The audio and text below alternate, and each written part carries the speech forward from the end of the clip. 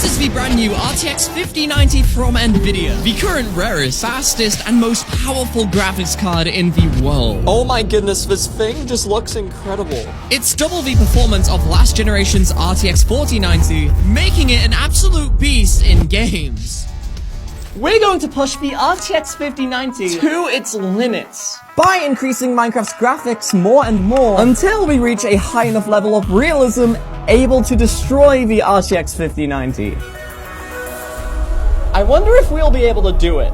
To accurately determine just how powerful the RTX 5090 actually is, I thought it would be a great idea to compare it to my previous RTX graphics cards. Starting off with the iconic RTX 3080. Back just a few years ago, the RTX 3080 was one of the fastest graphics cards you could buy. In a lot of games, the RTX 3080 was only slightly slower than the RTX 3090. So just how far can we push the RTX 3080 in Minecraft? Okay, we have the RTX 3080 installed inside the PC, starting our in-game testing off with just default vanilla Minecraft.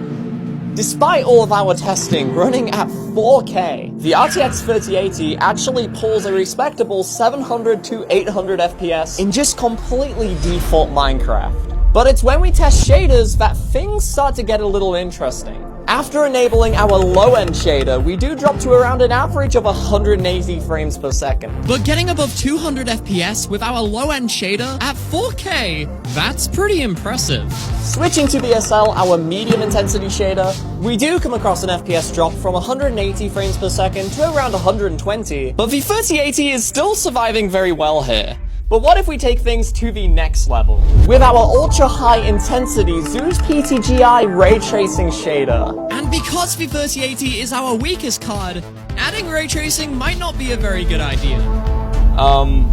Okay, yeah, this is definitely starting to lag.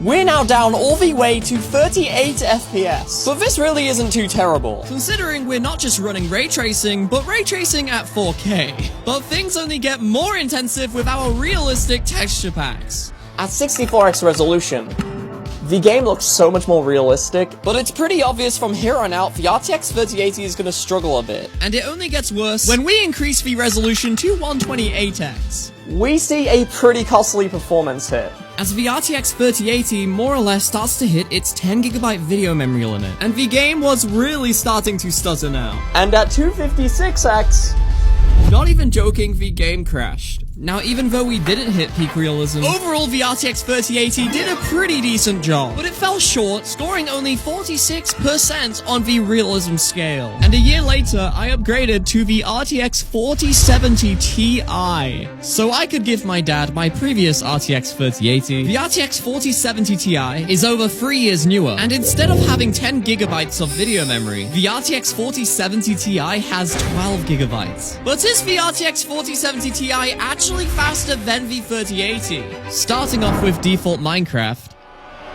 the results were already pretty disappointing, as the 4070 Ti was getting the exact same frame rate as the RTX 3080. And when testing our low-end shader, things only got worse, because the RTX 4070 Ti actually performed arguably worse than the RTX 3080. And things only get weirder with our medium intensity shader, as we see the RTX 4070 Ti take the lead with a rough 15 FPS lead. But then when we switch to our high intensity shader, once again both GPUs were getting the exact same frame rate as each other. The RTX 4070 Ti was supposed to be an upgrade, and now I'm realizing it might have not been.